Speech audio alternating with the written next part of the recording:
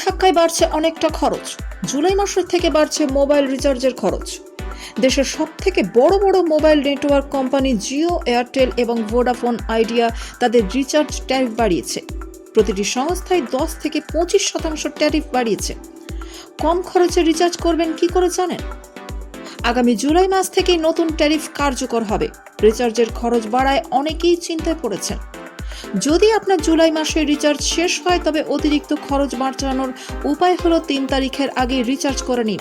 এতে আপনাকে পুরনো রিচার্জের দামই দিতে হবে। বর্তমান প্ল্যান শেষ হলেই নতুন প্ল্যান চালু হয়ে যাবে।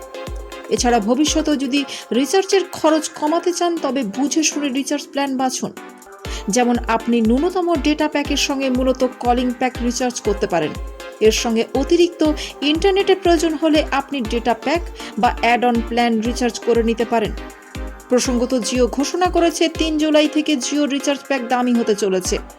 সমস্ত রিচার্জ প্ল্যানের 12 থেকে 25% দাম বাড়ানো হয়েছে। পরের দিনই এয়ারটেলের তরফেও ট্যারিফ বাড়িয়ে দেওয়া হয়।